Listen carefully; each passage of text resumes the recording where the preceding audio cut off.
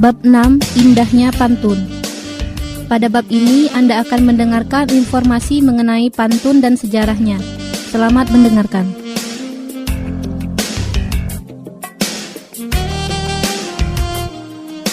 Dalam kesempatan ini, izinkanlah saya menyampaikan mengenai asal mula dan sejarah pantun dalam versi bincang-bincang dengan narasumber terkait.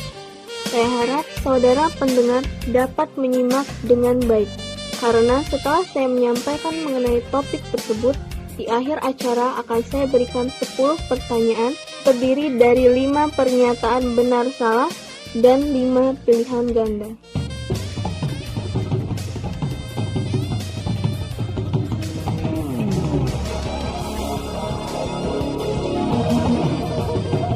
Anak kades naik kereta sambil membawa buah pepaya. Bertemu lagi dengan saya di acara Aku Cinta Bahasa dan Sastra Indonesia. Assalamualaikum warahmatullahi wabarakatuh. Selamat pagi para pemirsa. Jumpa lagi dengan saya Syahbana Fajarwati dalam acara kebanggaan kita Aku Cinta Bahasa dan Sastra Indonesia. Saya akan sedikit berpantun. Ya, walaupun tadi sudah berakit-rakit ke hulu, berenang-renang ke tepian, bersakit-sakit dahulu, bersenang-senang kemudian. Pantun tersebut sudah sering kita dengar, bahkan telah akrab di telinga kita. Anak kecil saja hafal akan pantun tersebut. Kita sering mendengar dan membaca pantun, tapi apakah pemirsa tahu akan sejarah pantun? Apakah pemirsa ada yang tahu mengenai sejarah pantun? Sepertinya tidak ada yang tahu. Dan sepertinya harus saya kembali yang menjelaskan. Baiklah, seni pantun merupakan seni yang sudah cukup tua usianya. Berbagai istilah yang digunakan dari pantun ke panton, ke patung, ke pantoong. Buktinya dapat dilihat dalam sastra Melayu yang berisi teks-teks hikayat raja-raja dan surat Al-Salatin dan masih banyak lagi. Teks-teks ini berusia 400 tahun. Ya, mungkin untuk lebih jelasnya, kita akan mengundang narasumber Pak Muhammad Haji Saleh yang sudah jauh-jauh datang dari Malaysia. Tapi sebelumnya ada baiknya kita mengetahui biografinya. Beliau lahir pada tanggal 26 Maret 1942 di Temlock, Trong, Malaysia. Mempunyai nama lengkap Nukilan Profesor Muhammad Haji Saleh. Karya-karya terbaik beliau antara lain Tradition and Change in Contemporary Malay Indonesian Poetry, Pengalaman Puisi, Cermin Diri, Yang Empunya Cerita, The Mind of the Malay Outdoor, Beyond the Archipelago, Rowing Down to Rivers, and Laughter and Romance the Archipelago. Baiklah, langsung saja kita sambut Pak Muhammad Haji Saleh. Beri tepuk tangan yang meriah.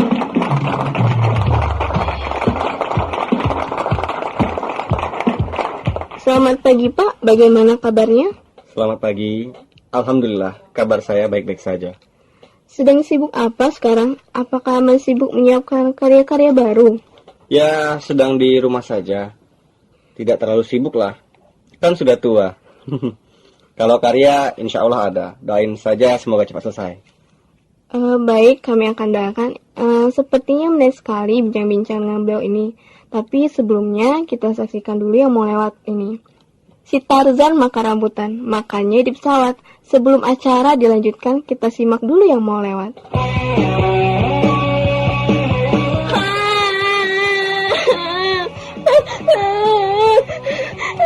Kenapa sih pacarku selalu saja selingkuh? Padahal aku kan udah cantik, manis, imut. Apa coba yang kurang?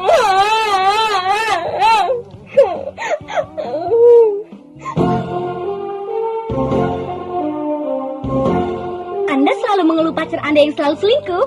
Jangan khawatir, sekarang telah hadir minyak wangi pelaku, pelengket laki-laki selingkuh. Dengan menggunakan ini, niscaya pacar Anda akan selalu lengket dengan Anda dan menuruti semua permintaan Anda.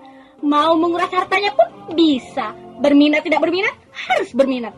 Hubungi 0852 6861 2982 0852 6861 2982. Aja lali ya. Si Unyil anaknya Pak Dobleh, anaknya pandai dan teladan. Masih bersama saya dan Pak Saleh, mari acara dilanjutkan. Sebelumnya saya ingin tahu, kenapa Bapak sampai menyukai karya sastra pantun? Apa yang mendasari Bapak sampai menyukai pantun? Yang menawan diri saya, dan mungkin juga masyarakat, dan pengguna pantun lainnya, karena bentuknya yang mudah dan di dalamnya boleh dimuatkan sebahagian kerumitan hidup. Oh iya Pak, masyarakat ini hanya mengetahui sisi pantun itu dari luarnya saja. Tapi kebanyakan dari mereka belum mengetahui sejarah dari pantun itu sendiri. Apakah Bapak bisa lebih memperjelas bagaimana sejarah pantun itu?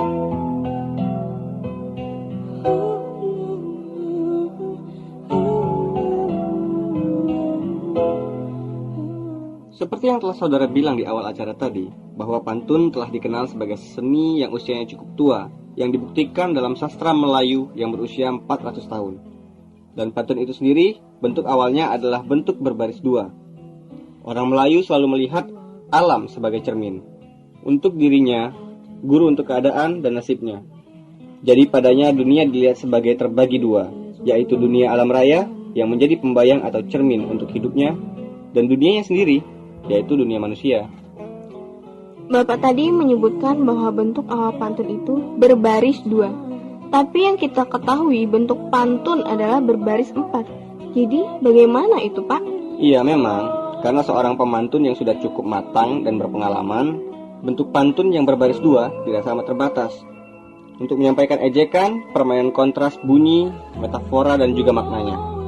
Dari sinilah dikembangkan pantun 4 kerat atau baris, yang akhirnya menjadi bentuk tersempurna dalam khasanah sastra Nusantara dan menarik perhatian seluruh penduduknya.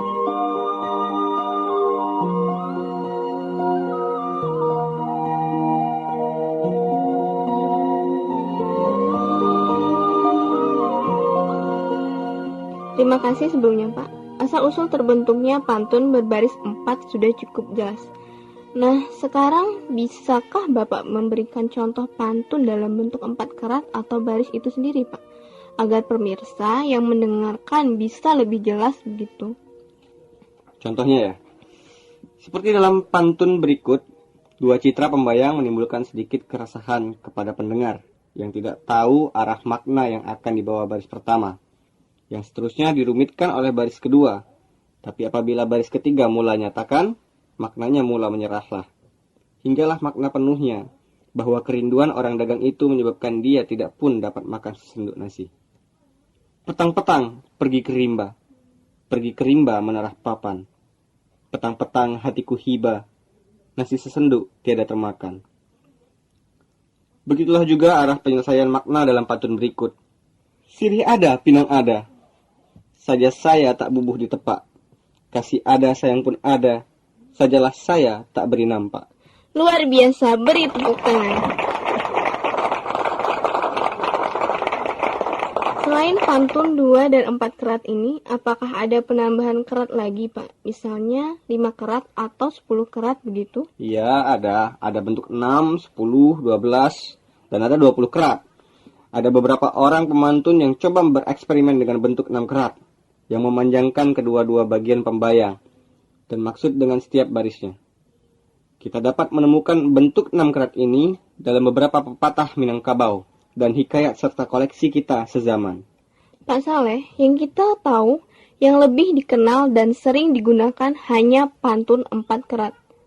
Bagaimana itu, Pak? Ya, memang, bentuk-bentuk yang lain tidak sampai menjadi populer. Karena dalam bentuk lisan, nampaknya bentuk 4 baris sudah cukup penuh untuk pendengar yang harus menyimpan semuanya dalam ingatan. Begini Pak, tapi saya masih bingung. Kenapa kita tidak mencoba untuk memakai dan mempopulerkan pantun yang lebih dari 4 kerat ini?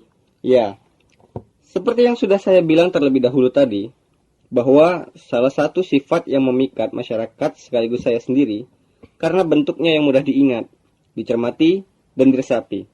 Nah, bentuk 6 kerat dan selanjutnya ini menjadi lebih panjang, tidak lagi mudah dan sulit untuk dijadikan bentuk dasar lisan. Oh, baik Pak.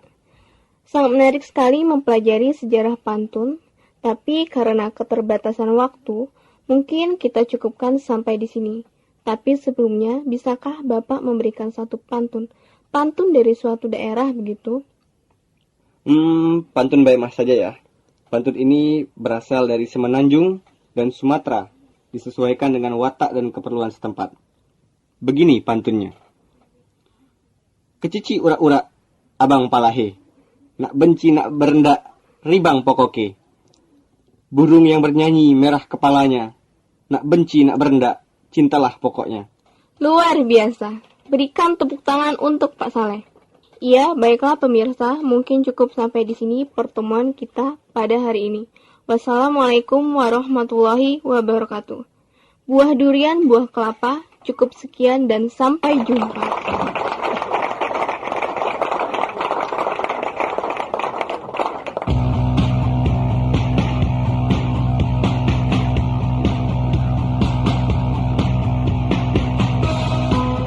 Baiklah, telah saudara dengarkan bincang-bincang mengenai sejarah dan asal mula pantun. Untuk menilai tingkatan menyimak Anda, jawablah pertanyaan-pertanyaan yang akan saya berikan berikut ini.